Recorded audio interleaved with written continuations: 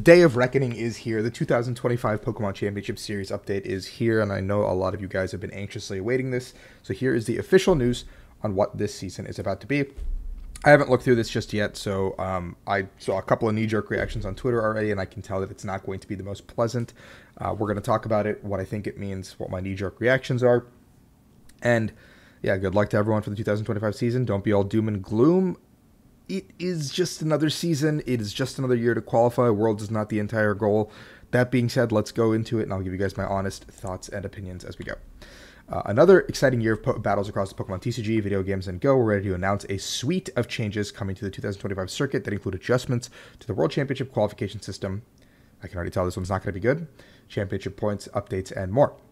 2025 Championship Series will run from July 2024 to May 2025, with the exceptions of the North American International Championships and the World Championships. So they're clarifying that there is going to be a July to May for locals, basically, plus regionals, and then stuff about Unite and stuff will be shared after Worlds, they said. So for now, this is what we're going to get, and then they said, wait, it's the next update for Worlds. So World Championship is changing for each... I already see the numbers. World Championship is changing for the 2025 season, and 2025 is a set number of players from each... A set number of players from each rating zone, age, division, and game will earn an invitation to the World Championships based on their championship point leaderboard standings. This update applies mostly to TCG, video game, and Go players. Most recently, invitations were based on a fixed CP threshold that players needed to accumulate to receive an invitation. This is a bad change, in my opinion. Having a high CP threshold, at the very least, if you wanted to make it a harder Worlds, it gave people a chance to get it in their own hands. Like, you had it, like the power was in your own hands. But now having it as a top X means that you have to compete, and that number changes after time, so it makes it tough, much, much tougher. In addition to the players who qualify via CP, individual top performers at major regions will automatic invites to the World Championships, regional and special champions will receive an invitation. And the top 4 finishers from each IC, which I think is reasonable, will earn invites. And they will not count against the total invitation slots for that player's region zone. Cool, that's huge. So if you do well at a regional or a special, invites will still be given out. That was a good change that they made last year, and I think they're continuing with it, which is really important. As the Pokemon Championship Series continues to grow, the adjustment provide a variety of long-term benefits. This includes balancing player qualifications across ratings to foster diverse competition, ensuring that we've prepared to provide the best competitor experience possible at the Pokemon World Championships while supporting the Pokemon series as a whole. So basically, they're saying we want a harder Worlds, a more competitive Worlds. It was too easy this year. You guys all suck. LMAO. GG, well played. So this is basically the numbers they want. They're clearly laying out, hey, we are Pokemon. These are the exact numbers we want. Good luck. 75 juniors from North America, 100 seniors, 125 masters. That is a stark difference from what we currently have. That is about a little less than half of the people who qualified this year. It's going to be really tough. Good luck. Same with Europe, 75, 100, 125. Europe had 299 masters qualify this year. It will be very tough. Latin America, 50, 50, 100. A huge blow to Latin America. Not good for them. They had 299 masters also qualify this year. Like, what? Cutting them down to 100 is ridiculous. That's really low. Oceania, 10, 10, 20. Oceania having their most successful season at like 150 players qualify, by the way, and you're cutting that down to 20. That's ridiculous to me. Like, that's insane. The Oceania region loses their IC, gets a lot of things taken away from them. Their regional schedule is very all over the place, and now you do this? That's crazy. I don't know. Like, 20 is so low. At least give them 50, you know? Like, 50 is maybe more reasonable. I don't know. 20 is so low. Middle East and South Africa, 10. Sure. Like that. VGC and Go, I'm not going to look over. I don't really know their numbers before this, so I'm just going to ignore it and keep moving. In conjunction to the new kickers, prizing have all been updated. See a full table CP. So cups and challenges are down to 4, which is, I don't know, that's nice. I don't think you have to stress too much about going to cups and challenges all year now. If you need to be in the invite race, you probably need to win 4 of each. There is lower kickers for both these things now. But I don't think if you're a good player, you should be caring about the top 64 points. I don't know. Like, just pick up your finishes, I think, get your 4 done for both. And if you're VGC Global Challenge, get your, oh, that's a lot of points for them. Oh my God, ignore that. I think VGC also gets Global or League Cups and Challenges. So 4 challenges, 4 cups, get yours done. Call it a day. You have all year to do it. Please don't slack like I do. Same points, it looks like. Nothing has changed. BFL 6 for, how do they score themselves? So 4-4. So BFL 6 for regionals and specials plus internationals, maybe? Is this a combined BFL of 6 because there's no breaker here like it is for the other section? This is the one ambiguous section that I feel like does not make sense to me. Or is it a BFL of 6 for regional specials and then internationals have no BFL for the season? That being said, it looks like IC points are insanely buffed. With 512 is still 80, but then 256 onwards it gets better and better, with 100 becoming 120, 120 becoming, I think, no, sorry, this is 80 becoming, wait, no, this was 60, 60 becomes 80, 80 becomes 120, 100 becomes 150, etc., up the rung. So earning a bigger placement like a top 8 finish at an IC or a regionals looks like it's significantly more weighted across the board, where before a top 8 at regionals was 200 versus, or no, it was 100 versus 80 for top 16 at regionals. But it looks like if you have a good placement at one of these major tournaments, that is an incredibly good finish to count towards your overall rating. So they're saying if you are able to spike a Pokemon tournament or able to do very well at a Pokemon regional or an IC, this will weight heavily in your favor. I'm assuming this is a 6 BFL combined, but also ICs are so busted that I just don't know why you wouldn't go to them to add to your 3 BFL. But that being said, like, if you're getting some of these bottom tier placements, I mean, top 16 at regionals is hard, especially in America, when there's like 2,000 players that show up. I don't know, this might kill some of the growth, but we'll see. Basically, VGC names are being changed to Video Game League Cups and Video Game League Challenges. We saw this leak earlier. Booster packs is something that everyone has wanted for quite a while. Additional booster packs for TCG, VGC, and Go. Looks like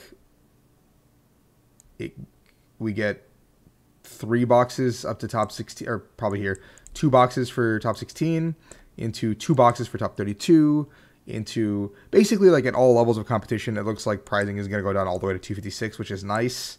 It's a nice gesture at the very least. Like, some pack pricing is very good at the very least. I wanted cash pricing, but we'll take what we can get. Cash prizes are also on the line at regionals. We saw a substantial increase, blah, blah, blah. Okay. This is actually one thing I did see that says we're maintaining these prize values for the 2025 season, but I think it's a typo because TCG cash prizes show 7,000 for first place, but that's just VGC's numbers last year, I'm pretty sure.